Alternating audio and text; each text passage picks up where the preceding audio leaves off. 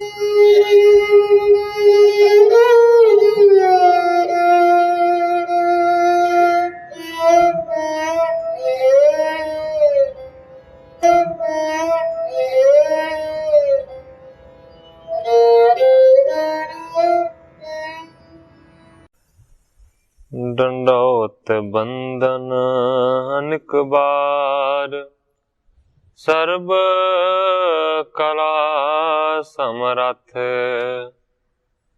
Dolan तेरा खौ प्रभु, नानक दे कर हथ। ज्ञान अंजन गुर दिया, अज्ञान अंधेर विनाश। हर कृपा ते संत भेटिया, नानक मन परगास। याही कुल ते प्रगट होए, ताही कुल को नाम। पुन द्वादश गुरिंद को, मेरी है प्रणाम। परम सत्कारयोग सतगुरु जी दे पावन पवित्र दरबार विच बैठी हुई साध संगत जियो, अपनियां मन बिरतियां नूं एकागर करन दे लई, रसना नूं पवित्र करन लई एक वारी सारे ही रल के आखिए, धन श्री सतगुरु जगजीत सिंह सच्चे पातशाह। सतगुरु अमरदास सच्चे पातशाह जी दा पावन पवित्र इतिहास आप जी श्रवण कर रहे से। इतिहास इत्थों तक पहुंचा है कि पंडितां ने ते खत्रियां ने सतगुरु सच्चे पातशाह जी दा विरोध करन दा सोचिया। बहुत सारे खत्री ते बहुत सारे जिहड़े पंडित ने वो मिले ने, आपस दे विच सलाहां करदे ने कि जिहड़ी अमरदास ने रीति तोरी है ना, कि जातां पातां दे भेद नूं मिटा दिता है, चारे ही वर्ण एक जगह दे उत्ते इकत्तर कर दिते ने, ये गल इसने चंगी नहीं कीती। ऐसा काम करना चाहिए है कि जिहड़ी रीति इन्हें चला दिती है इस नूं बंद कर दी। कल इत्थों तक कथा पहुंची सी, अज इत्थों अगे मैं प्रारंभ करदा। अब दिज को नहीं मान कोए, खतरी धर्म नष्ट सब होए। एक दूजे दे नाल सलाहां करदे ने कि हुण जिहड़ा पंडितां दा धर्म है ना, वो बिल्कुल खत्म हो जाएगा। पंडितां दी जिहड़ी मनता हुंदी है बिल्कुल बंद हो जाएगी। इस तो इलावा जिहड़ा खतरी धर्म है ना, वो ते मानो नष्ट हो जाएगा। चतर बरन को एक मत करेओ, पृष्ठ होए जग धर्म पर हरिओ। चारे ही वर्णा नूं एक जगह दे उत्ते इकट्ठा कर दिता है, मानो के धर्म इसने भ्रिष्ट कर दिता। एक थाल भोजन सब को खई, शंकर बरन पर जाय अब भई। चारे ही वर्णा दे लोकां नूं इक्को ही जगह तो ये अमरदास भोजन खवाउंदा है, मानो के सारी जिहड़ी प्रजा है ना, ये ते शंकर वर्ण हो गई है। जात भेद दा ना रह जाना, जातां दा एक दूजी दे नाल मिल जाना, इस नूं कहंदे ने शंकर वर्ण। कहंदे ने कि प्रजा जिहड़ी है ना, वो शंकर वर्ण हो गई है, सारे मिल गए। देव पितर की मनता छोरी, सब मेरे याद जगत की तोरी। देवतियां नूं नहीं मनदे, पितरां दी मनता नूं भी छड़ दिता है, मानो कि जगत दी सारी जिहड़ी मान मर्यादा है इस अमरदास ने तोड़ दिती है। खत्री हिंदू जिहड़े ने पंडित वो इस तरह दी गल्लां करदे ने। आवे उपाय एक करन पुकार, बरजै पात साह इस ढार। सारिਆਂ ने मिल के ये सलाह कीती है कि इस नूं रोकण दा होर कोई भी यतन नहीं है, कोई भी उपाय नहीं है। सिर्फ इक्को ही यतन साडे कोल बाकी बचदा है कि बादशाह अकबर दे कोल जाके इस दी शिकायत करिए ਤੇ ਬਾਦਸ਼ਾਹ ਫਿਰ ਆਪ ਇਸ ਨੂੰ ਇਸ ਗੱਲ ਤੋਂ ਵਰਜੇਗਾ, ਰੋਕੇਗਾ। ਇਮ ਮਸਲਤ ਕਰ ਇਕੱਠੇ ਹੋਇ ਕੇ, ਦਿਜ ਖਤਰੀ ਮੁਖ ਅਤ ਦੁਖ ਪੈ ਕੇ। ਹੁਣ ਗ੍ਰੰਥਾਕਾਰ ਭਾਈ ਸੰਤੋਖ ਸਿੰਘ ਜੀ ਲਿਖਦੇ ਨੇ ਕਿ ਇਸ ਤਰ੍ਹਾਂ ਦੀ ਸਾਰਿਆਂ ਨੇ ਇਕੱਠੇ ਹੋ ਕੇ ਸਲਾਹ ਕੀਤੀ ਹੈ ਤੇ ਫਿਰ ਖੱਤਰੀਆਂ ਤੇ ਪੰਡਤਾਂ ਦੇ ਵਿੱਚੋਂ ਜਿਹੜੇ ਮੋਹਰੀ ਸਨ, ਜਿਹੜੇ ਆਗੂ ਸਨ, ਉਹਨਾਂ ਨੇ ਦੁੱਖ ਪਾ ਕੇ ਤਿਆਰੀ ਕੀਤੀ ਹੈ ਬਾਦਸ਼ਾਹ ਨੂੰ ਮਿਲਣ ਦੀ।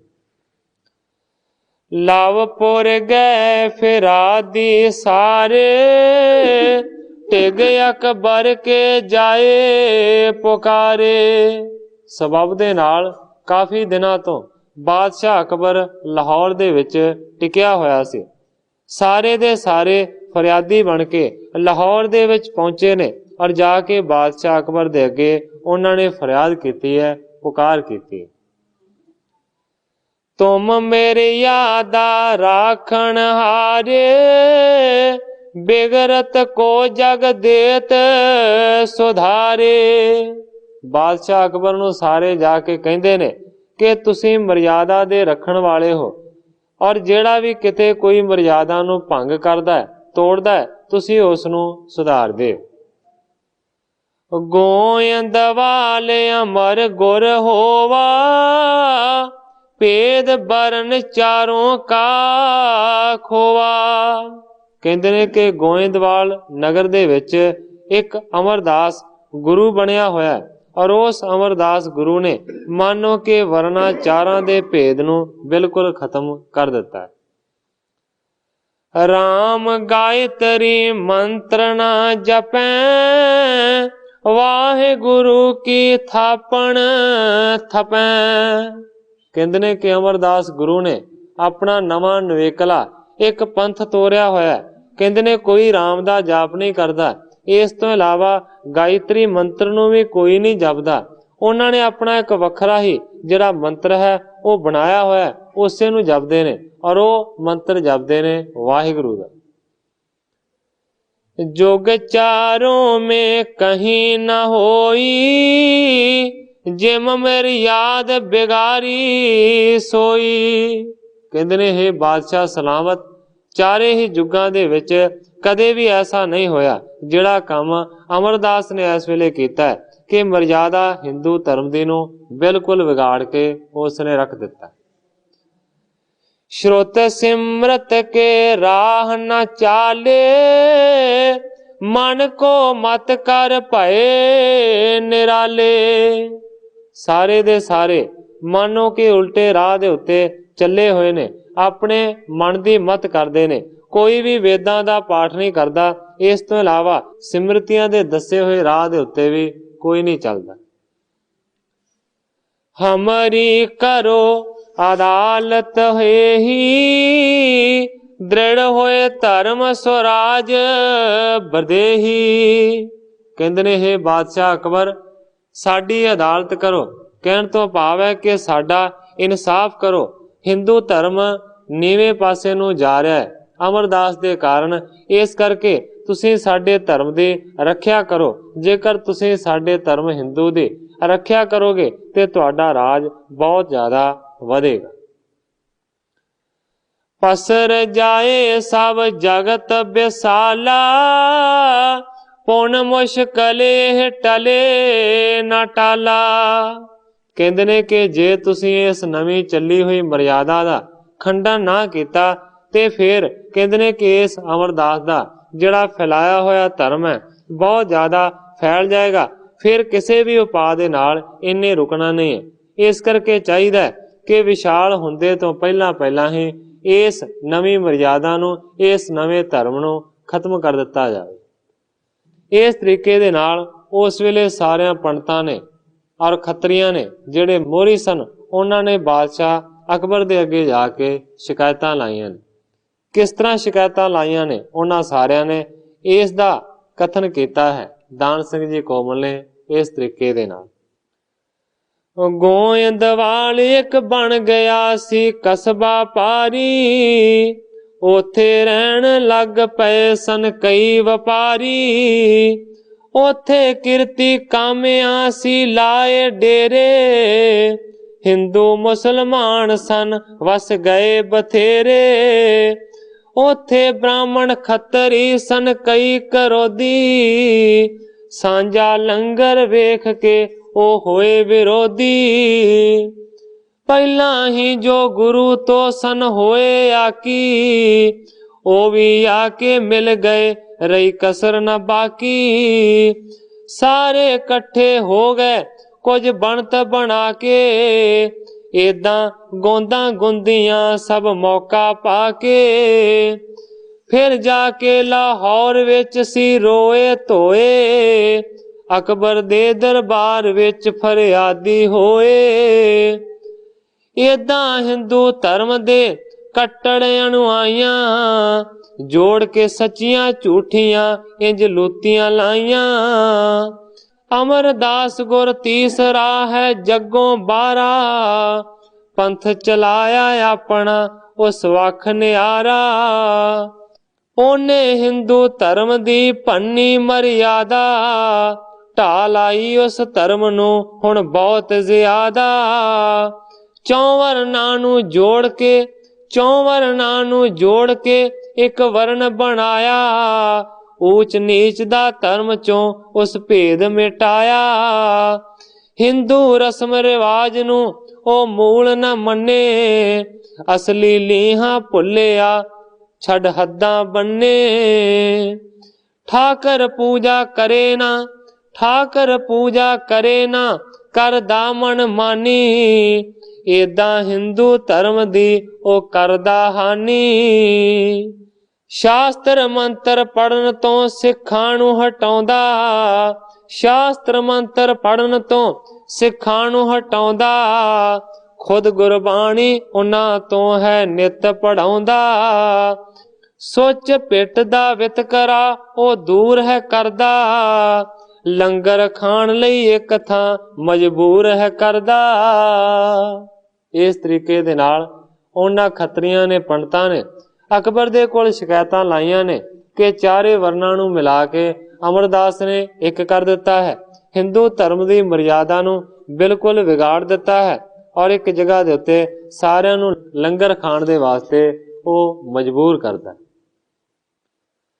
सोने अकबर ने दीन दिलासा, करो न्याओ राखो परवासा। जदों अकबर दे अगे फरियाद कीती ते उस वेले सुन के फरियाद नूं बादशाह अकबर ने सारियां नूं दिलासा दिता है, धीरज दिता है और आख्या है कि मैं जरूर तुहाडा न्याय करांगा, मेरे ते यकीन रखो। तिन को इस थल लेह बुलाई, सब विद बूझै बिच समुदाई। बादशाह अकबर कहंदा है कि जेड़े गुरु अमरदास दी तुसीं गल कर रहे हो कि उसने मर्यादा नूं विगाड़ दिता है, कहंदा है कि मैं उन्हां नूं इत्थे ही बुला लवांगा और तुहाडे सामने सारा कुछ खोल के उन्हां तों पुछांगा।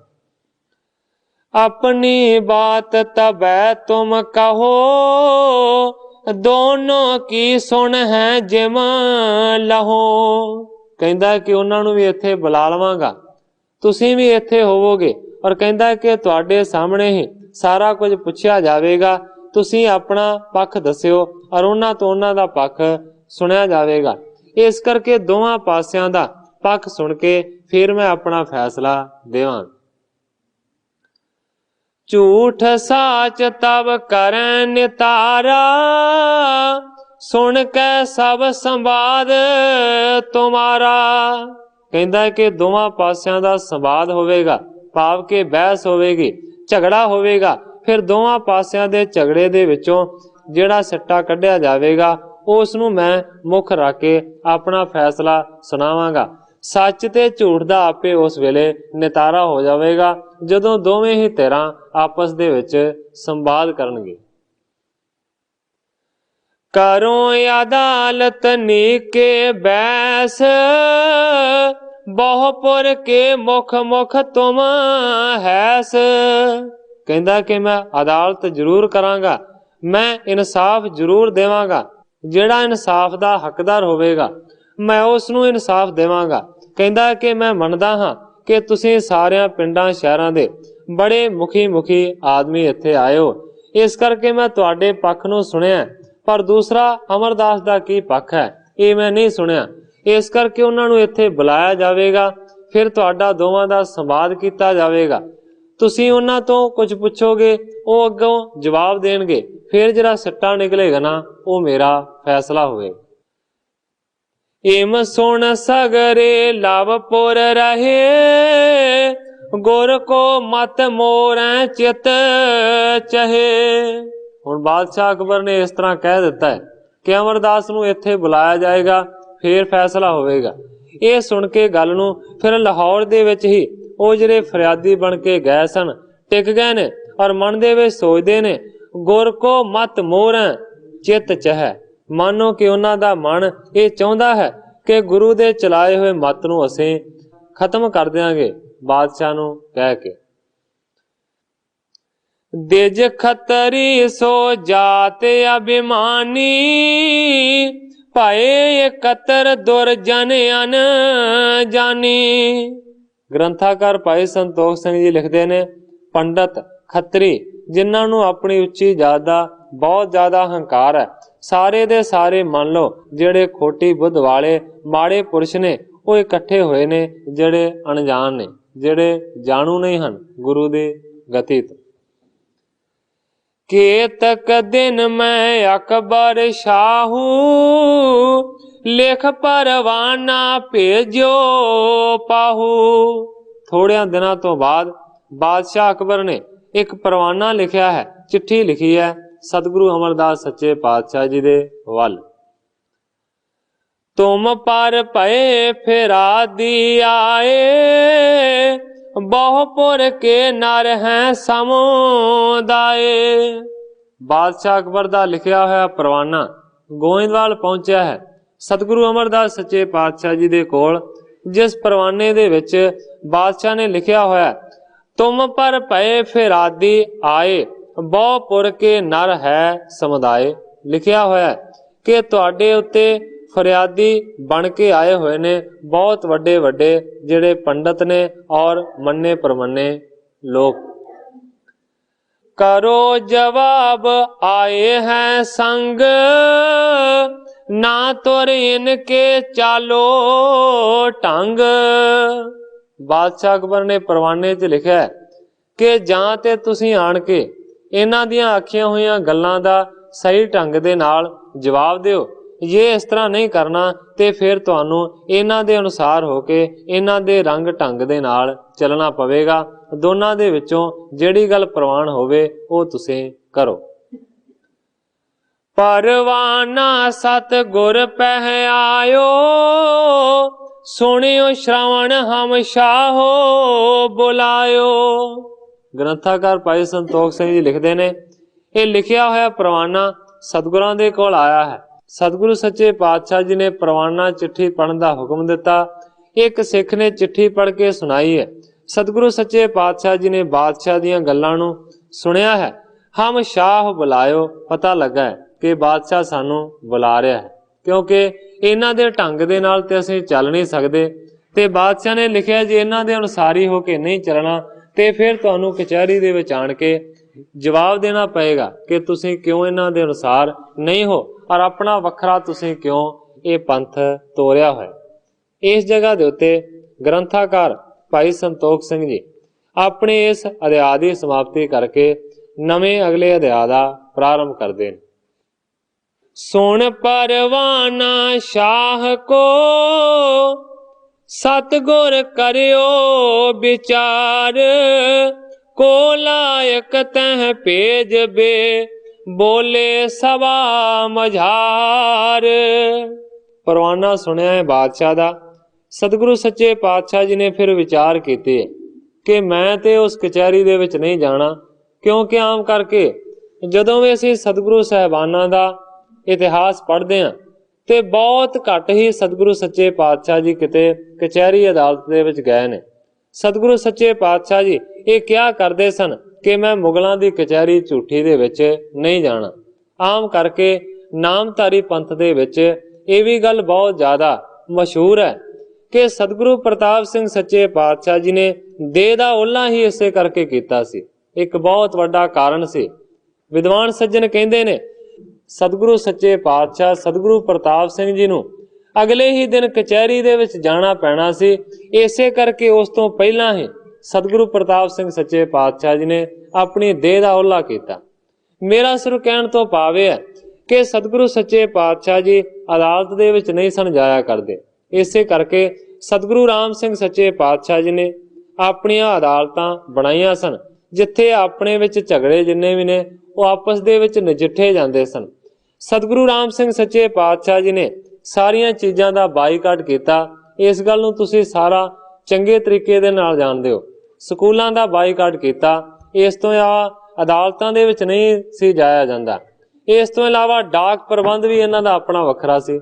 ਸੋ ਮੇਰਾ ਸਿਰਫ ਕਹਿਣ ਤੋਂ ਭਾਵ ਇਹ ਹੈ ਕਿ ਸਤਿਗੁਰੂ ਅਮਰਦਾਸ ਸੱਚੇ ਪਾਤਸ਼ਾਹ ਜੀ ਦੇ ਵੇਲੇ ਮੁਗਲਾਂ ਦਾ ਰਾਜ ਸੀ। ਇਸ ਕਰਕੇ ਮੁਗਲਾਂ ਦੀ ਅਦਾਲਤ ਦੇ ਵਿੱਚ ਸਿੱਖਾਂ ਦਾ ਕੋਈ ਫੈਸਲਾ ਨਹੀਂ ਸੀ ਕੀਤਾ ਜਾਂਦਾ।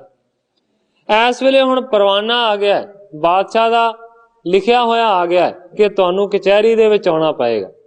ਸਤਿਗੁਰੂ ਅਮਰਦਾਸ ਸੱਚੇ ਪਾਤਸ਼ਾਹ ਜੀ ਹੁਣ ਵਿਚਾਰ ਕਰਦੇ ਨੇ ਕਿ ਮੈਂ ਤੇ ਕਚਹਿਰੀ ਦੇ ਵਿੱਚ ਨਹੀਂ ਜਾਣਾ। ਆਖਰਕਾਰ ਕੋਈ ਐਸਾ ਲਾਇਕ ਮੇਰਾ ਸਿੱਖ ਹੋਣਾ ਚਾਹੀਦਾ ਜਿਹਨੂੰ ਮੈਂ ਆਪਣੀ ਜਗ੍ਹਾ ਤੇ ਭੇਜਾਂ ਔਰ ਉਹ ਸਭਾ ਦੇ ਵਿੱਚ ਮੇਰੇ ਵੱਲੋਂ ਜਾ ਕੇ ਕੁਝ ਆਖੇ। ਆਜਾਰ ਜਰਨ ਯਾਰ ਚਤਰ ਮਹਾਨਾ, ਕਹਿਣ ਸੁਣਨ ਗਤ ਜਾਣੈ ਨਾਨਾ।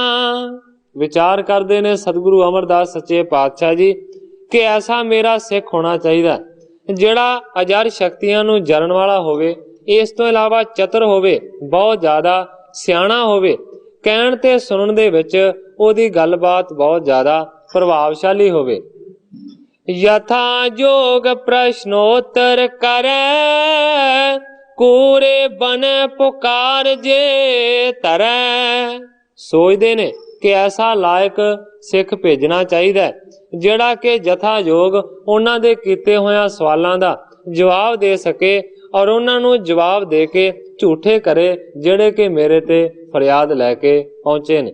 ਕਿਉਂਕਿ ਉੱਥੇ ਕੋਈ ਡਾਂਗਾ ਸੋਟਿਆਂ ਦੀ ਲੜਾਈ ਤੇ ਨਹੀਂ ਹੋਣੀ, ਉੱਥੇ ਤੇ ਬੁੱਧੀ ਦੀ ਲੜਾਈ ਹੋਣੀ ਹੈ, ਉੱਥੇ ਤੇ ਗੱਲਾਂ ਦੀ ਲੜਾਈ ਹੋਣੀ ਹੈ ਤੇ ਸੰਵਾਦ ਦੇ ਵਿੱਚ ਜਿਹੜਾ ਜਿੱਤ ਗਿਆ ਉਹਦੇ ਹੱਕ ਦੇ ਵਿੱਚ ਫੈਸਲਾ ਹੈ। ਆਪਾਂ ਸਾਰੇ ਜਾਣਦੇ ਹਾਂ ਅਦਾਲਤਾਂ ਦੇ ਵਿੱਚ ਇਹੋ ਕੁਝ ਹੁੰਦਾ ਹੈ ਕਿ ਦਲੀਲਬਾਜ਼ੀ ਦੇ ਨਾਲ ਮੁਕੱਦਮੇ ਦੀ ਜਿੱਤ ਹੁੰਦੀ ਹੈ ਔਰ ਦਲੀਲਾਂ ਜੇਕਰ ਕੰਮ ਨਾ ਕਰਨ ਤੇ ਫਿਰ ਮੁਕੱਦਮੇ ਤੋਂ ਹਾਰ ਹੋ ਜਾਂਦੀ ਹੈ। ਇਸੇ ਤਰ੍ਹਾਂ ਕਚਹਿਰੀ ਦੇ ਵਿੱਚ ਆਮ ਹੁੰਦਾ। ਹੁਣ ਸਤਿਗੁਰੂ ਸੱਚੇ ਪਾਤਸ਼ਾਹ ਜੀ ਇਹ ਵਿਚਾਰ ਕਰਦੇ ਨੇ ਮੈਂ ਉਸ ਕਚਹਿਰੀ ਦੇ ਵਿੱਚ ਨਹੀਂ ਜਾਣਾ, ਪਰ ਐਸੇ ਸਿੱਖ ਨੂੰ ਜ਼ਰੂਰ ਭੇਜਣਾ ਹੈ ਆਪਣੇ ਵੱਲੋਂ ਜਿਹੜਾ ਦਲੀਲਬਾਜ਼ੀ ਦੇ ਨਾਲ ਉਹਨਾਂ ਦੂਸਰੀ ਪਾਰਟੀ ਵਾਲਿਆਂ ਨੂੰ ਨਿਰੁੱਤਰ ਕਰ ਜਾਏ ਔਰ ਉਹ ਹਾਰ ਜਾਣ ਤੇ ਮੇਰਾ ਪੱਖ ਜਿੱਤ ਜਾਵੇ। ਐਸਾ ਚਤਰ ਸਿਆਣਾ ਉੱਥੇ ਭੇਜਣਾ ਚਾਹੀਦਾ। ਆਖਰਕਾਰ ਬਹੁਤਾ ਜ਼ਿਆਦਾ ਸੋਚਣ ਵਿਚਾਰਨ ਤੋਂ ਬਾਅਦ ਸਤਿਗੁਰੂ ਸੱਚੇ ਪਾਤਸ਼ਾਹ ਜੀ ਇੱਕ ਨਤੀਜੇ ਦੇ ਉੱਤੇ ਪਹੁੰਚੇ। ਸਭ ਬਿਦ ਕੋ ਲਾਇਕ ਮਨ ਜਾਣਾ, ਰਾਮਦਾਸ ਗੁਣ ਮਨੋ ਖਜ਼ਾਨਾ। ਸੋਚਣ ਵਿਚਾਰਨ ਤੋਂ ਬਾਅਦ ਸਤਿਗੁਰੂ ਅਮਰਦਾਸ ਸੱਚੇ ਪਾਤਸ਼ਾਹ ਜੀ ਨੇ ਸਾਰਿਆਂ ਤੋਂ ਲਾਇਕ ਤੇ ਚੰਗਾ ਜਾਣਿਆ ਰਾਮਦਾਸ ਜੀ ਨੂੰ। ਸੋਚਣ ਲੱਗੇ ਕਿ ਮੈਂ ਰਾਮਦਾਸ ਨੂੰ ਉੱਥੇ ਭੇਜਾਂਗਾ ਕਿਉਂਕਿ ਇਹ ਤੇ ਗੁਣਾਂ ਦਾ ਖਜ਼ਾਨਾ ਹੈ, ਇਹਦੇ ਵਿੱਚ ਹਰ ਪ੍ਰਕਾਰ ਦਾ ਗੁਣ ਹੈ।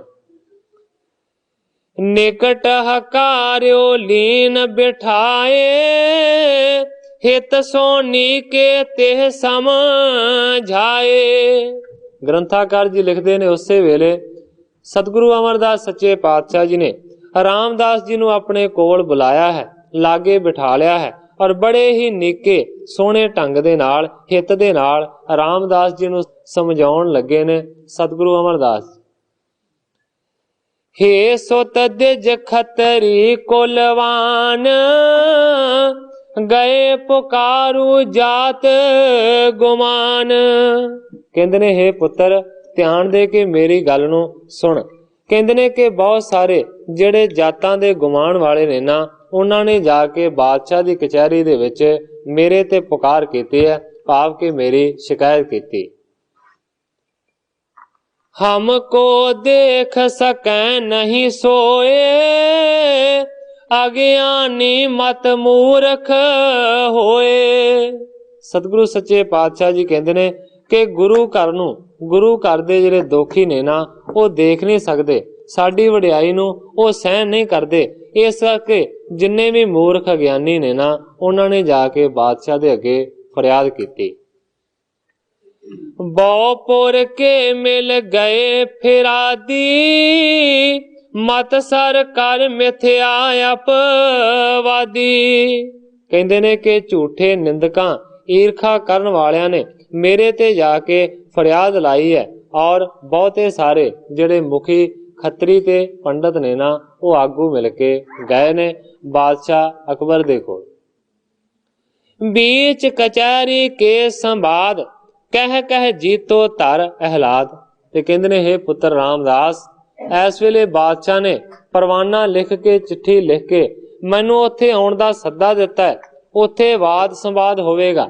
और कहंदे ने कि तू मेरे वल्लों उस कचहरी दे विच जावेगा और संवाद करेगा, भाव के गल्लां बातां दा झगड़ा करेगा। जीतो धर अहलाद, तू अहलाद दे नाल उस सभा नू जितना है। जिम बूझे तिम दे हो जवाब, करो न डेरी जाओ शिताब। हे पुत्र रामदास, उस बादशाह दी कचहरी दे विच जिवें बादशाह जिहड़ा सवाल करेगा ओदा भी जवाब देना है। इस तो इलावा विरोधी धिर दे जिन्ने पंडित जां खत्तरी ने ਜਿਹੜੇ ਉਹ सवाल करनगे, ਉਹਨਾਂ ਦਾ तू जवाब देना है। करो ना डेरी जाओ शताब, देरी ना करो हे पुत्र, जाओ उस बादशाह दी सभा दे। सुनत खरे होए बेनती ठानी, हे सतगुर सब मत गुण खानी। हुण रामदास जी नूं हुक्म होया कि जाओ लाहौर बादशाह अकबर दी कचहरी दे विच। उस वेले रामदास जी ने हथ जोड़ के सतगुरां दे अगे बेनती कीती, कहंदा हे सतगुरु सच्चे पातशाह जी, हे सारियां गुणां दी खान, मेरी एक बेनती नूं सुनो। कहंदे ने तुमरे प्रेम बिना कुछ आन, मैं नहीं जानत कहां बखान। सच्चे पातशाह तुसीं आख्या है कि बहुत सारे सवाल करनगे, मैनूं उन्हां सवालां दे जवाब देने पैणगे, पर सच्चे पातशाह तुहाडे प्रेम तो बगैर मैनूं ते होर कुछ आउंदा ही नहीं, मैं ते बस तुहाडा प्रेमी हां। सच्चे पातशाह मैं प्रेम तो बगैर कुछ भी नहीं जानदा, कहां बखान। सच्चे पातशाह उस वड्डी भरी हुई कचहरी दे विच मैं की आखांगा, मैनूं ते कुछ नहीं आउंदा।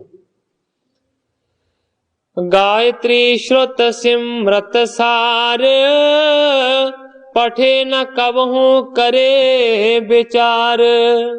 कहन लगा सच्चे पातशाह, ਉਹ ਤੇ ਪੰਡਤ ਨੇ, ਵੱਡੇ ਵੱਡੇ ਗਿਆਨੀ ਨੇ, ਉਹ ਤੇ ਗਾਇਤਰੀ ਦੇ ਮੰਤਰ ਨੂੰ ਜਾਣਦੇ ਨੇ, ਉਹਨਾਂ ਨੂੰ ਤੇ ਚਾਰੇ ਵੇਦਾਂ ਦਾ ਗਿਆਨ ਹੈ। ਇਸ ਤੋਂ ਇਲਾਵਾ ਉਹ ਸਿਮਰਤੀਆਂ ਦੇ ਸਾਰ ਨੂੰ ਜਾਣਦੇ ਨੇ, ਕਿਉਂਕਿ 4 ਵੇਦ ਮੰਨੇ ਗਏ ਨੇ ਔਰ 6 ਸ਼ਾਸਤਰ ਮੰਨੇ ਗਏ ਨੇ, 27 ਸਿਮਰਤੀਆਂ ਲਿਖੀਆਂ ਗਈਆਂ ਨੇ। ਇਸ ਤੋਂ ਇਲਾਵਾ ਹੋਰ ਵੀ ਬੜਾ ਕੁਝ ਹੈ। ਕਹਿਣ ਲੱਗਾ ਸੱਚੇ ਪਾਤਸ਼ਾਹ ਤੇ ਸਾਰਾ ਕੁਝ ਪੜ੍ਹੇ ਪੜ੍ਹਾਏ ਨੇ। ਪਠੇ ਨਾ ਕਬੂ ਕਰੇ ਵਿਚਾਰ, पर मैं ते ना कदे गायत्री दा पाठ कीता, ना मैं वेदां तो जाणू हां, ना मैं 27 सिमरतियां नूं कदे देखिया। सच्चे पातशाह मैं ते कदे इन्हां नूं पढ़िया ही नहीं, वेख्या ही नहीं, विचार नहीं कीते। जे उन्हां ने इन्हां दे विचों कोई सवाल पुछ रिया ते सच्चे पातशाह फिर मैं की जवाब देवांगा।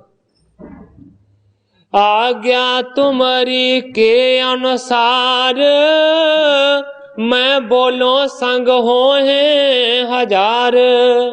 रामदास ने बड़ी अधीनगी दे नाल आख्या, सच्चे पातशाह मैं सिर्फ तुहानू कह रहा हाँ कि मैं कुछ जानदा नहीं हाँ, इस करके मैं की जवाब देंगा। पर सच्चे पातशाह ये गल नहीं है कि मैं तुहाडे बचन नू नहीं मन रहा, ये गल नहीं है कि मैं सत बचन नहीं कह रहा। सच्चे पातशाह तुहाडी आज्ञा है, मैं आज्ञा दे अनुसार हाँ बिल्कुल। जे तुसीं कह रहे हो मैं जरूर जावांगा, मैं बोलों संग होए हजार।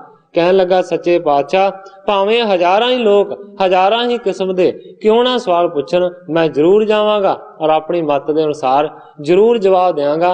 ये गल नहीं है कि सच्चे पातशाह मैं जावांगा नहीं, पर मैं ये कह देना चाहुंदा कि सच्चे पातशाह तुहाडे प्रेम तो बगैर मैनूं होर कुछ नहीं आउंदा।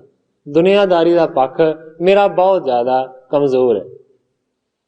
बेरद लाज तुमको सब यह, हमरो नाम न को कहे। रामदास जी कहते ने कि साडा नाम लैके कोई अपजस करे तां कोई गल नहीं, जी सदके कोई साडा अपजस करे, पर तुहाडा नाम लैके कोई अयोग गल कवे, तुहाडे वास्ते कवे, वो सही नहीं जा सकदी। इस करके सच्चे पातशाह मैं चला ते जांदा हां, पर सच्चे पातशाह सहायता तुसीं करनी है, लाजपत तुसीं रखनी है। सच्चे पातशाह जे मैं हार गया तां तुहाडी हार है, जे मैं जित गया तां तुहाडी जित है। सच्चे पातशाह इस करके कृपा रखनी, मेहर रखनी। इम बेनती सुन श्रोण किरपाल, कृपा दृष्ट पिख के तिस काल। इन्ना वचन करन तो बाद रामदास जी ने होर कोई भी सवाल नहीं किया, उसे वेले जाण दे वास्ते तैयार हो गए। ते उस वेले कृपालु सतगुरु अमरदास सच्चे पातशाह जी ने जदों रामदास दी बेनती नूं सुनिया ते सतगुरु सच्चे पातशाह जी ने मेहर दी नजर दे नाल एक वारी रामदास दे वल तकिया। सतगुर कहे भले समझाए, हे सुत त्रास न कीजै काए। मेहर दी नजर दे नाल तक के अमरदास जी ने बचन किया, कहंदे ने हे पुत्र रामदास, किसी भी प्रकार की कोई भी चिंता करने की लोड़ नहीं है, तू पुत्र डर ना। निज भोज पिखो दाहिनी जबै, सबै बिखै फुर आवै सबै। कहंदे ने सारा यतन हो चुका है, तू बस सभा दे विच जाना है।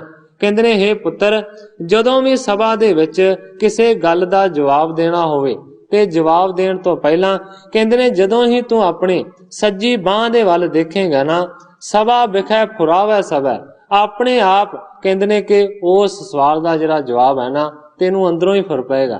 तेनू पता लग जाएगा कि सवाल दा मैं की जवाब देना है, जदों तू अपनी सज्जी बांह दे वल वेखेगा।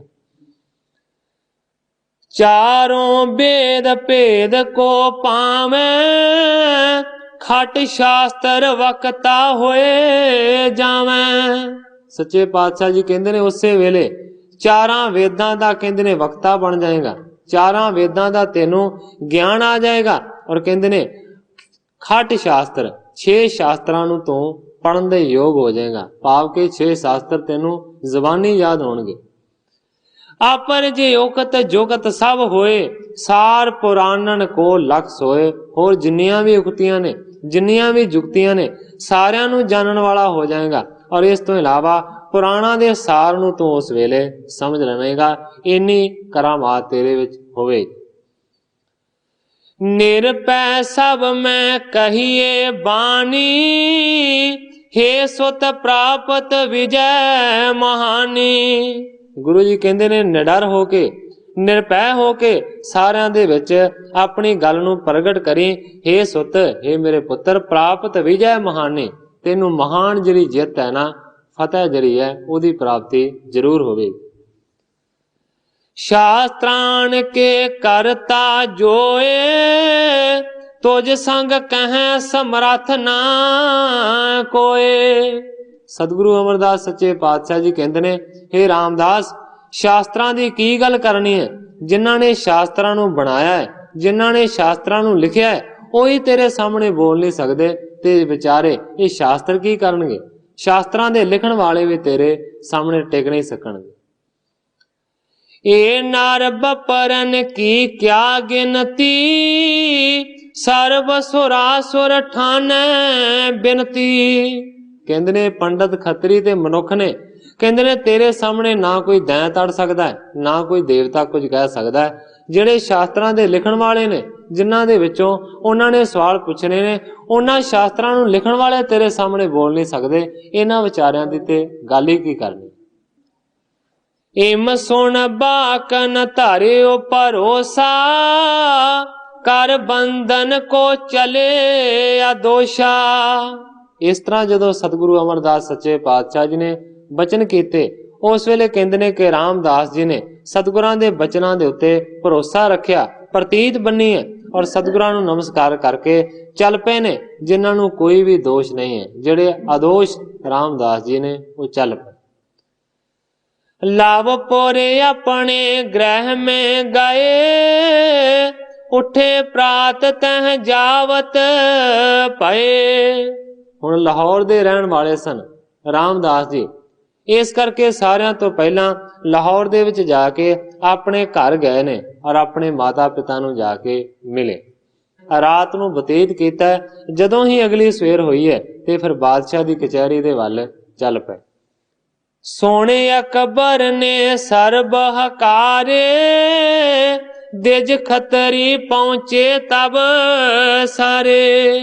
सवेरे जदों बादशाह दी कचहरी लगी, उस कचहरी दे विच पेश होए रामदास जी और उन्होंने आख्या कि सतगुरु अमरदास सच्चे पातशाह जी ने अपने वल्लों मैनू तुहाडे दरबार दे विच भेजिया क्योंकि तुसीं एक परवाना भेजिया सी। उस वेले फिर बादशाह अकबर ने बाकी दी दूसरी धिर दे जिहड़े पंडित सन खत्री सन उन्हां सारिआं नूं कचहरी दे विच बुला लिया। अपर लोक यार सब उमराव, मिल इकट्ठे होए तिस थाव। होर आम जनता इस तो इलावा बादशाह दे वजीर और वड्डे वड्डे उमराव सारे दे सारे कचहरी दे विच इकट्ठे होए। सबन संग अकबर ने कहियो, कौन खोट इन मैं तुम लहियो। हुण पहला बादशाह अकबर ने उन्हां पंडितां ते खत्रियां नूं सवाल कीता। कहंदे ने कि दूसरी धिर दा अमरदास दे वल्लों भेजिया होया आदमी तुहाडे सामने खड़ा है, कहंदा है कौन खोट इन मैं तुम लहियो। सारिਆਂ ਤੋਂ ਪਹਿਲਾਂ दसो कि की इन्हां दे विच तुसीं खोट मनदे हो। जिस पर कर पुकार सब आए, अपनो धर्म कहो समझाए। जिस वास्ते तुसीं मेरे कोल फरियाद कीती है, कहंदे ने कि अपना पक्ष दसो, अपने धर्म दी गल पुछो कि की कहना चाहुंदे हो, ये किहड़े पासों गलत ने। दिज खतरी पंडित बिच के मत सारे अगन जरत हैं जई। ग्रंथाकार भाई संतोख सिंह जी लिखते ने कि पंडित खत्री ਜਿਹੜੇ ਮਤਸਰ ਦੀ ਈਰਖਾ ਦੀ ਅੱਗ ਦੇ ਵਿੱਚ ਸੜੇ ਹੋਏ ਨੇ, ਉਹਨਾਂ ਨੇ ਫਿਰ ਬੋਲਣ ਦਾ ਯਤਨ ਕੀਤਾ। ਸੋ ਬੋਲੇ ਇਨ ਖੱਤਰੀ ਜਾਤ ਆਪਣੋ ਪੰਥ ਕਰਿਓ ਬਖਿਆਤ। ਉਹਨਾਂ ਨੇ ਸਵਾਲ ਕੀਤਾ ਕਿ ਦੇਖੋ ਇਹ ਅਮਰਦਾਸ ਤੇ ਅਮਰਦਾਸ ਦਾ ਇਹ ਭੇਜਿਆ ਹੋਇਆ ਰਾਮਦਾਸ ਸਿੱਖ ਕਹਿੰਦੇ ਇੱਕੋ ਹੀ ਚੀਜ਼ ਨੇ ਔਰ ਇਹ ਖੱਤਰੀ ਨੇ, ਪਰ ਫਿਰ ਵੀ ਖੱਤਰੀਆਂ ਦੀ ਰੀਤੀ ਦੇ ਉੱਤੇ ਨਹੀਂ ਚੱਲਦੇ। ਇਹਨਾਂ ਨੇ ਹਿੰਦੂ ਧਰਮ ਦਾ ਖੰਡਨ ਕੀਤਾ ਹੈ ਔਰ ਆਪਣਾ ਇੱਕ ਨਵਾਂ ਹੀ ਜਿਹੜਾ ਪੰਥ ਹੈ ਨਾ ਉਹਨੂੰ ਪ੍ਰਗਟ ਕੀਤਾ। वेद रीत को त्यागन करियो, और माते अपनो पर चरियो। कहते ने कि वेदां दी रीति नूं खंडन कीता है और इन्हां ने अपना वखरा ही जिहड़ा मत है ना उस दा प्रचार कीता। अपर बात तो कहनी कहां, हिंदुन धर्म गायत्री महा। उन्होंने कहना शुरू किया कि गल्लां ते बहुत सारियां करन वालियां ने, सवाल ते बहुत सारे ऐसे ने जिहड़े पुछे जा सकते ने, पर कहंदे ने कि होर गल्लां ते करन दी दूर दी गल है। कहंदे ने मुढ़ली जी गल यह है कि हिंदुआं दे वास्ते गायत्री दा जाप करना एक बहुत वड्डा धर्म है। गायत्री दे मंत्र नूं जिहड़ा जपदा है ना उहनूं दरअसल हिंदू कहा जांदा। सो पी नहीं जाने नहीं जपै, गुरबाणी कुछ और थपै। कहंदे ने मुढ़ली मोटी जी गल है कि गायत्री दा मंत्र करना चाहिए, उन्नू जपना चाहिए, पर कहंदे ने ये गायत्री दे बारे कुछ भी नहीं जानते, ना उसका जाप करते ने। गुरबाणी कुछ और थपै। गायत्री दी जगह दे उत्ते इन्हां ने होर ही किस्म दी जिहड़ी गुरबाणी है ना वो बना ली है और ये उस गुरबाणी का ही पाठ करते ने, गायत्री नू नहीं जपते। तब अकबर ने इन देश देखा, गायत्री तुम धर्म वशेखा। मन्निया जाता है इतिहासां दे विच इस तरह की कथा आई है कि बादशाह जिहड़ा अकबर है ना वो काफ़ी धर्मां दे बारे काफ़ी कुछ जानदा सी। इस करके आपां देखदे हां औरंगजेब बहुत ज़्यादा कट्टर सी, अपने धर्म बारे उन्हें बहुत ज़्यादा पता सी, इस करके उन्हें बहुत ज़्यादा तशद्दद कीते और जबरदस्ती हिंदुआं नूं मुसलमान बनाउण दी कोशिश की। पर जेकर अकबर दे इतिहास नूं देखिया जावे ਤੇ ਉੱਥੇ ਕਿਤੇ ਵੀ ਇਸ ਗੱਲ ਦਾ ਜ਼ਿਕਰ ਨਹੀਂ ਹੁੰਦਾ ਕਿ ਅਕਬਰ ਨੇ ਜ਼ਬਰਦਸਤੀ ਕਿਸੇ ਨੂੰ ਮੁਸਲਮਾਨ ਬਣਾਉਣ ਦੀ ਚਾਹ ਕੀਤੀ ਹੋਵੇ। ਇਸ ਕਰਕੇ ਨਰਮ ਦਿਲ ਬਾਦਸ਼ਾਹ ਵੀ ਅਕਬਰ ਨੂੰ ਮੰਨਿਆ ਗਿਆ। ਜ਼ਬਰਦਸਤੀ ਕਿਸੇ ਤੇ ਨਹੀਂ ਸੀ ਕਰਦਾ, ਹਰ ਇੱਕ ਧਰਮ ਦਾ ਉਹ ਵੱਡਾ ਸਨਮਾਨ ਕਰਦਾ ਸੀ। ਇਸੇ ਕਰਕੇ ਬਾਦਸ਼ਾਹ ਦੇ ਕੋਲ ਫਰਿਆਦੀ ਬਣ ਕੇ ਗਏ ਨੇ। ਜੇ ਬਾਦਸ਼ਾਹ ਅਕਬਰ ਵੀ ਜ਼ਬਰਦਸਤੀ ਹਿੰਦੂਆਂ ਨੂੰ ਮੁਸਲਮਾਨ ਬਣਾਉਣਾ ਚਾਹੁੰਦਾ ਤੇ ਹਿੰਦੂ ਫਿਰ ਕਿਉਂ ਫਰਿਆਦ ਲੈ ਕੇ ਜਾਂਦੇ। ਮੇਰਾ ਸਿਰਫ ਕਹਿਣ ਤੋਂ ਭਾਵ ਇਹ ਹੈ ਕਿ ਨਰਮ ਦਿਲ ਬਾਦਸ਼ਾਹ ਮੰਨਿਆ ਗਿਆ ਅਕਬਰ ਨੂੰ, ਔਰ ਹਰ ਇੱਕ ਧਰਮ ਦਾ ਸਤਿਕਾਰ ਕਰਦਾ ਸੀ। ਇਸੇ ਕਰਕੇ ਅਕਬਰ ਦੀ ਬਾਦਸ਼ਾਹੀ ਕਾਫੀ ਚਿਰ ਤੱਕ ਕਾਇਮ ਰਹੀ। ਮੇਰਾ ਸਿਰਫ ਕਹਿਣ ਤੋਂ ਭਾਵ ਹੈ ਕਿ ਜਦੋਂ ਉਹਨਾਂ ਨੇ ਗਾਇਤਰੀ ਦੀ ਗੱਲ ਕੀਤੀ, ਔਰ ਗਾਇਤਰੀ ਦੇ ਬਾਰੇ ਜਾਣਦਾ ਸੀ ਅਕਬਰ ਕਿ ਹਿੰਦੂਆਂ ਦਾ ਵੱਡਾ ਮੰਤਰ ਹੈ ਔਰ ਹਿੰਦੂ ਜ਼ਰੂਰ ਇਸ ਨੂੰ ਜਪਦੇ ਨੇ, ਜਦੋਂ ਗਾਇਤਰੀ ਦੀ ਗੱਲ ਕੀਤੀ ਤੇ ਫਿਰ ਬਾਦਸ਼ਾਹ ਅਕਬਰ ਨੇ ਰਾਮਦਾਸ ਦੇ ਵੱਲ ਦੇਖਿਆ ਔਰ ਕਹਿਣਾ ਸ਼ੁਰੂ ਕੀਤਾ। ਕਹਿੰਦਾ ਕਿ ਇਹ ਤੇ ਗੱਲ ਬਿਲਕੁਲ ਠੀਕ ਕਹਿ ਰਹੇ ਨੇ, ਗਾਇਤਰੀ ਤੁਮ ਧਰਮ ਵਿਸ਼ੇਖਾ, ਕਿ ਹਿੰਦੂਆਂ ਦਾ ਜਿਹੜਾ ਧਰਮ ਹੈ ਨਾ ਉਹਦੇ ਵਿੱਚ ਵਿਸ਼ੇਸ਼ ਗੱਲ ਹੈ ਕਿ ਗਾਇਤਰੀ ਦੀ ਇੱਕ ਵੱਖਰੀ ਨਵੇਕਲੀ ਜਗ੍ਹਾ। ਸੋ ਪੀ ਪਠੀ ਨ ਤੁਮਨੇ ਕੈਸੇ, ਹਿੰਦ ਧਰਮ ਖਤਰੀ ਕਿਮ ਹੈਸੇ।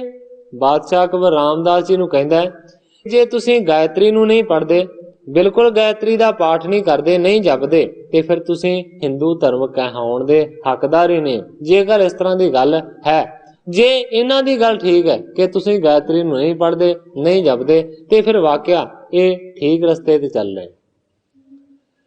ਰਾਮਦਾਸ ਗੁਰ ਬਚਨ ਸੰਭਾਰਾ, ਪੂਜਾ ਦਾਹਿਨੀ ਦਿਸ਼ਾ ਨਿਹਾਰਾ। ਹੁਣ ਰਾਮਦਾਸ ਜੀ ਦੇ ਕੋਲ ਇਸ ਗੱਲ ਦਾ ਕੋਈ ਜਵਾਬ ਨਹੀਂ ਸੀ। ਗਾਇਤਰੀ ਕਿਉਂ ਨਹੀਂ ਪੜ੍ਹੀ ਜਾਂਦੀ, ਗੁਰਬਾਣੀ ਕਿਉਂ ਪੜ੍ਹਦੇ ਆ। ਉਸ ਵੇਲੇ ਫਿਰ ਸਤਿਗੁਰੂ ਅਮਰਦਾਸ ਸੱਚੇ ਪਾਤਸ਼ਾਹ ਜੀ ਦੇ ਬਚਨ ਨੂੰ ਕੀਤਾ ਯਾਦ ਰਾਮਦਾਸ ਨੇ ਕਿ ਉਹਨਾਂ ਨੇ ਆਖਿਆ ਸੀ ਜਦੋਂ ਕਿਸੇ ਗੱਲ ਦਾ ਜਵਾਬ ਨਾ ਆਵੇ, ਵੇਖ ਲਈ ਆਪਣੀ ਸੱਜੀ ਬਾਂਹ ਦੇ ਵੱਲ। ਉਸ ਵੇਲੇ ਫਿਰ ਆਪਣੀ ਸੱਜੀ ਬਾਂਹ ਦੇ ਵੱਲ ਰਾਮਦਾਸ ਜੀ ਨੇ ਤੱਕਿਆ। ਸਭ ਵਿਦਿਆ ਪ੍ਰਾਪਤ ਭੀ ਐਸੇ, ਚਿਰੰਕਾਲ ਪਠ ਪਾਵੈ ਜੈਸੇ। ਬਸ ਆਪਣੀ ਸੱਜੀ ਬਾਂਹ ਦੇ ਵੱਲ ਦੇਖਣ ਦੀ ਦੇਰ ਸੀ ਕਿ ਰਾਮਦਾਸ ਜੀ ਨੂੰ ਸਾਰਾ ਕੁਝ ਪਤਾ ਲੱਗ ਗਿਆ। ਇੰਨਾ ਗਿਆਨ ਆ ਗਿਆ ਕਿ ਮਾਨੋ ਜਿਵੇਂ ਲੱਖਾਂ ਵਰਿਆਂ ਤੋਂ ਕੋਈ ਪੜ੍ਹਿਆ ਪੜ੍ਹਾਇਆ ਪੰਡਤ ਹੋਵੇ, ਇਸ ਤਰ੍ਹਾਂ ਦਾ ਗਿਆਨ ਉਹਨਾਂ ਸ਼ਾਸਤਰਾਂ ਦਾ ਆ ਗਿਆ ਜਿਨ੍ਹਾਂ ਦੇ ਵਿੱਚੋਂ ਸਵਾਲ ਪੁੱਛੇ ਜਾ ਰਹੇ। ਬੋਲੇ ਰਾਮਦਾਸ ਸੰਗ ਸ਼ਾਹੂ, ਪਠੈ ਗਾਇਤਰੀ ਹਮ ਤੁਮ ਪਾਹੂ। ਉਸੇ ਵੇਲੇ ਰਾਮਦਾਸ ਜੀ ਨੇ ਆਖਿਆ ਬਾਦਸ਼ਾਹ ਅਕਬਰ ਨੂੰ, ਕਹਿੰਦੇ ਨੇ ਤੁਸੀਂ ਗਾਇਤਰੀ ਦੀ ਗੱਲ ਕਰਦੇ ਹੋ, ਪਠੈ ਗਾਇਤਰੀ ਹਮ ਤੁਮ ਪਾਹੂ, ਅਸੀਂ ਹੁਣੇ ਜ਼ਬਾਨੀ ਕਹਿੰਦੇ ਨੇ ਗਾਇਤਰੀ ਦਾ ਤੁਹਾਡੇ ਸਾਹਮਣੇ ਪਾਠ ਕਰ ਦਿੰਦੇ ਆ। ਇਹ ਐਵੇਂ ਝੂਠਾ ਇਲਜ਼ਾਮ ਲਾ ਰਹੇ ਨੇ, ਦੋਸ਼ ਲਾ ਰਹੇ ਨੇ। ਅਰਥ ਸਮੇਤ ਸੁਣਾਵੈ ਸਾਰੀ, ਜੋ ਆਸ਼ੇ ਹੈ ਤਾਂ ਹੈ ਮਜਾਰੀ। ਕਹਿੰਦੇ ਨੇ ਸਿਰਫ ਪਾਠ ਹੀ ਨਹੀਂ ਕਰਾਂਗਾ ਗਾਇਤਰੀ ਦਾ, ਗਾਇਤਰੀ ਦੇ ਮੰਤਰ ਹੀ ਨਹੀਂ ਪੜਾਂਗਾ। ਰਾਮਦਾਸ ਜੀ ਕਹਿੰਦੇ ਨੇ ਮੈਂ ਅਰਥਾਂ ਦੇ ਸਮੇਤ ਸਾਰੀ ਗਾਇਤਰੀ ਹੁਣੇ ਜ਼ਬਾਨੀ ਸੁਣਾ ਦੇਵਾਂਗਾ, ਔਰ ਜੋ ਉਹਦੇ ਵਿੱਚ ਆਸ਼ਾ ਹੈ, ਜੋ ਉਹਦਾ ਨਿਚੋੜ ਹੈ, ਜੋ ਸਾਰ ਤੱਤ ਗਾਇਤਰੀ ਦੇ ਵਿੱਚ ਲਿਖਿਆ ਗਿਆ, ਉਹ ਮੈਂ ਅਰਥਾਂ ਦੇ ਨਾਲ ਸਾਰੀ ਸਭਾ ਦੇ ਵਿੱਚ ਸਾਰਿਆਂ ਨੂੰ ਸਮਝਾ ਦਿਆਂਗਾ। ਸਭ ਕੇ ਵਿੱਚ ਪਾਠ ਤਿਸ ਪੜੇ, ਪਾਪ ਪੁੰਨ ਸਭ ਇਨ ਸਿਰ ਚੜੇ। ਰਾਮਦਾਸ ਜੀ ਕਹਿੰਦੇ ਨੇ ਮੈਂ ਪਾਠ ਤੇ ਕਰ ਦਿਆਂਗਾ ਗਾਇਤਰੀ ਦਾ, ਅਰਥਾਂ ਦੇ ਸਮੇਤ ਕਹਿ ਦਿਆਂਗਾ, ਪਰ ਕਹਿੰਦੇ ਨੇ ਕਿ ਸਭਾ ਦੇ ਵਿੱਚ ਗਾਇਤਰੀ ਜਿਹੜੀ ਪੜ੍ਹਨੀ ਹੈ ਨਾ, ਇਹਦਾ ਜਿਹੜਾ ਪਾਪ ਜਾਂ ਪੁੰਨ ਹੈ ਨਾ, ਉਹ ਇਹਨਾਂ ਦੇ ਸਿਰ ਤੇ ਚੜੇਗਾ। ਹਿੰਦੂ ਨਿਸ਼ਚੇ ਦੇ ਮੁਜਬ ਇਹ ਗੱਲ ਮੰਨੀ ਗਈ ਹੈ ਕਿ ਮਲੇਛ ਦੀ ਸਭਾ ਦੇ ਵਿੱਚ ਪਾਠ ਕਰਨਾ ਗਾਇਤਰੀ ਦਾ ਵਿਹਤ ਨਹੀਂ ਹੈ, ਭਾਵ ਕਿ ਨਹੀਂ ਕਰਨਾ ਚਾਹੀਦਾ। ਹਿੰਦੂ ਮਤ ਕਹਿੰਦਾ ਹੈ ਕਿ ਕਿਸੇ ਮਲੇਛ ਮੁਸਲਮਾਨ ਦੇ ਅੱਗੇ ਗਾਇਤਰੀ ਦਾ ਪਾਠ ਨਹੀਂ ਹੋਣਾ ਚਾਹੀਦਾ। ਉਸ ਗੱਲ ਵੱਲ ਕਹਿੰਦੇ ਨੇ ਇਸ਼ਾਰਾ ਕਰਕੇ ਰਾਮਦਾਸ ਜੀ ਕਿ ਮੈਂ ਗਾਇਤਰੀ ਪੜ੍ਹ ਦਿਆਂਗਾ ਸਭਾ ਦੇ ਵਿੱਚ, ਅਰਥਾਂ ਦੇ ਸਮੇਤ ਸਾਰਾ ਪੜ੍ਹ ਦਿਆਂਗਾ, ਪਰ ਕਹਿੰਦੇ ਨੇ ਇਹਦਾ ਜਿਹੜਾ ਪਾਪ ਲੱਗਣਾ ਜਾਂ ਪੁੰਨ ਲੱਗਣਾ ਨਾ, ਉਹ ਮੇਰੇ ਸਿਰ ਤੇ ਨਹੀਂ, ਉਹ ਸਾਰਾ ਇਹਨਾਂ ਦੇ ਸਿਰ ਤੇ ਚੜੇਗਾ, ਕਿਉਂਕਿ ਇਹਨਾਂ ਨੇ ਸਵਾਲ ਹੀ ਐਸਾ ਕੀਤਾ। ਓੰਕਾਰ ਉਚਾਰਨ ਕਰਿਓ, ਸੁਣ ਧੁਨ ਵਾਯੂ ਗਮਨਤ ਥਰਿਓ। ਸਾਰਿਆਂ ਤੋਂ ਪਹਿਲਾਂ ਰਾਮਦਾਸ ਜੀ ਨੇ ਇੱਕ ਓੰਕਾਰ ਦੀ ਧੁਨੀ ਨੂੰ ਗੁੰਜਾਇਆ ਹੈ। ਕਹਿੰਦੇ ਨੇ ਜਦੋਂ ਹੀ ਓੰਕਾਰ ਦਾ ਉਚਾਰਨ ਕੀਤਾ, ਉਸੇ ਵੇਲੇ ਕਹਿੰਦੇ ਨੇ ਕਿ ਐਸੀ ਧੁਨੀ ਨੂੰ, ਐਸੀ ਆਵਾਜ਼ ਨੂੰ ਸੁਣ ਕੇ ਕਹਿੰਦੇ ਨੇ ਕਿ ਮੰਨ ਲਓ ਇਸ ਤਰ੍ਹਾਂ ਹੋ ਗਿਆ ਕਿ ਜਿਵੇਂ ਵਗਦੀ ਹੋਈ ਹਵਾ ਥੰਮ ਗਈ ਹੋਵੇ, ਰੁਕ ਗਈ ਹੋਵੇ। ਇਮ ਕਹਿ ਤੁਨ ਕੀ ਨਸ ਇਸ ਭਾਂਤ ਸਕਲ ਅਰਥ ਕੋ ਕਹਿ ਬਖਿਆਤ। ਇਸ ਤਰ੍ਹਾਂ ਓਂਕਾਰ ਦੀ ਧੁਨੀ ਨੂੰ ਗੰਜਾ ਕੇ ਫਿਰ ਉਹਨਾਂ ਨੇ ਸਾਰਾ ਗਾਇਤਰੀ ਦਾ ਜਿਹੜਾ ਪਾਠ ਹੈ ਉਹ ਕੀਤਾ ਤੇ ਫਿਰ ਅਰਥਾਂ ਦੇ ਨਾਲ ਪ੍ਰਗਟ ਰੂਪ ਦੇ ਵਿੱਚ ਸਾਰਿਆਂ ਨੂੰ ਸੁਣਾਇਆ। ਪਾਥਰ ਮ੍ਰਿਦਲ ਤਹਾਂ ਹੋਏ ਗਏ ਸੁਣ ਸਭ ਲੋਕ ਬਿਸਮਤੇ ਪਏ। ਮਾਨੋ ਕਿ ਜਿਹੜੇ ਪੱਥਰ ਨੇ ਉਹ ਮੋਮ ਵਰਗੇ ਕੋਮਲ ਹੋ ਗਏ ਨੇ, ਸਾਰੇ ਜਿਹੜੇ ਲੋਕ ਨੇ ਨਾ ਉਹ ਹੈਰਾਨ ਹੋ ਗਏ। ਦਰਵਿਓ ਸੋ ਮਨ ਸਭ ਕੋ ਤਿਸ ਕਾਲ ਤੂਸ਼ਨ ਪੰਡਤ ਕੀਨ ਵਿਸਾਲ। ਉਸ ਵੇਲੇ ਸਾਰਿਆਂ ਦਾ ਜਿਹੜਾ ਮਨ ਹੈ ਉਹ ਪਿਘਲ ਗਿਆ, ਉਹ ਦਰਵ ਗਿਆ ਹੈ। ਕਹਿੰਦੇ ਨੇ ਕਿ ਸਾਰੇ ਦੇ ਸਾਰੇ ਪੰਡਤ ਚੁੱਪ ਕਰ ਗਏ, ਕੋਈ ਨਹੀਂ ਬੋਲੇ। ਸੀਤਲ ਹਿਰਦੈ ਪਏ ਸਭ ਕੇਰ ਪ੍ਰਗਟੀ ਪ੍ਰੀਤ ਰਹੇ ਮੁਖ ਹੀਰ। ਸਾਰਿਆਂ ਦੇ ਜਿਹੜੇ ਹਿਰਦੇ ਨੇ ਉਹ ਸੀਤਲ ਹੋ ਗਏ ਨੇ, ਉਹ ਠੰਡੇ ਹੋ ਗਏ ਨੇ, ਮਾਨੋ ਕਿ ਪ੍ਰੀਤ ਦਾ ਪ੍ਰਗਟਾਵਾ ਹੋਇਆ ਹੈ। ਸਾਰੇ ਇੱਕ ਦੂਜੇ ਦੇ ਮੂੰਹ ਵੱਲ ਤੱਕ ਰਹੇ ਨੇ।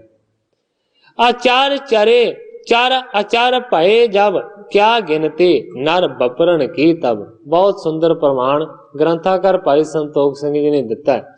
ਕਹਿੰਦੇ ਨੇ ਕਿ ਨਾ ਵਿਚਰਨ ਵਾਲੇ ਚੱਲਣ ਲੱਗ ਪਏ ਨੇ, ਤੇ ਕਹਿੰਦੇ ਨੇ ਜਿਹੜੇ ਚੱਲਣ ਵਾਲੇ ਨੇ ਉਹ ਰੁਕ ਗਏ ਨੇ, ਉਹ ਜੜ ਹੋ ਗਏ ਨੇ। ਕਹਿੰਦੇ ਨੇ ਫਿਰ ਮਨੁੱਖਾਂ ਦੀ ਤੇ ਗਿਣਤੀ ਕਿਆ ਹੈ।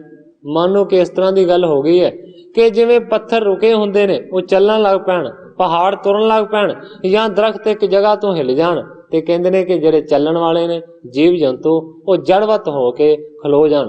ਇਸ ਤਰ੍ਹਾਂ ਦਾ ਮਾਹੌਲ ਪੈਦਾ ਹੋ ਗਿਆ। ਤੇ ਕਹਿੰਦੇ ਨੇ ਮਨੁੱਖਾਂ ਦੀ ਤੇ ਗਿਣਤੀ ਕੀ ਕਰਨੀ ਹੈ, ਜਦੋਂ ਰਾਮਦਾਸ ਜੀ ਨੇ ਇਸ ਤਰ੍ਹਾਂ ਆਖਿਆ। ਅਕਬਰ ਅਤ ਪ੍ਰਸੰਨ ਹੋਏ ਗਇਓ ਸਵਣ ਸੁਨਾਏ ਬਖਾਨਤ ਭਇਓ। ਅਕਬਰ ਰਾਮਦਾਸ ਜੀ ਦੇ ਉੱਤੇ ਬਹੁਤ ਹੀ ਜ਼ਿਆਦਾ ਪ੍ਰਸੰਨ ਹੋਇਆ ਔਰ ਉਸ ਵੇਲੇ ਸਾਰਿਆਂ ਨੂੰ ਸੁਣਾ ਕੇ ਫਿਰ ਬਾਦਸ਼ਾਹ ਅਕਬਰ ਨੇ ਇੰਜ ਆਖਿਆ। ਕਹਿੰਦਾ ਪਰਮੇਸ਼ਰ ਦਰਵੇਸ਼ ਜੇ ਦੋ ਨਹੀਂ ਭੇਦ ਏਕੋ ਇਹ ਸੋ। ਕਹਿੰਦਾ ਕਿ ਜਿਹੜਾ ਪਰਮੇਸ਼ਰ ਹੈ, ਜਿਹੜਾ ਖੁਦਾ ਹੈ, ਜਾਂ ਖੁਦਾ ਦੇ ਬਣਾਏ ਹੋਏ ਦਰਵੇਸ਼ ਨੇ, ਜਾਂ ਜਿਹੜੇ ਫਕੀਰ ਨੇ, ਕਹਿੰਦਾ ਬਾਦਸ਼ਾਹ ਇਹ ਇੱਕੋ ਹੀ ਹੁੰਦੇ ਨੇ, ਇਹਨਾਂ ਦੇ ਵਿੱਚ ਰਤਾ ਵੀ ਭੇਦ ਭਾਵ ਨਹੀਂ ਹੁੰਦਾ।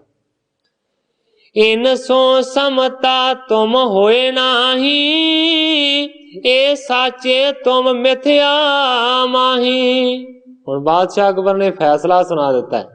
ਕਹਿੰਦਾ ਹੈ ਕਿ ਇਹਨਾਂ ਦੀ ਬਰਾਬਰੀ ਨਹੀਂ ਕਰ ਸਕਦੇ, ਇਹਨਾਂ ਦੀ ਸਮਤਾ ਤੁਸੀਂ ਨਹੀਂ ਕਰ ਸਕਦੇ, ਇਹ ਸਾਚੇ, ਇਹ ਸੱਚੇ ਨੇ।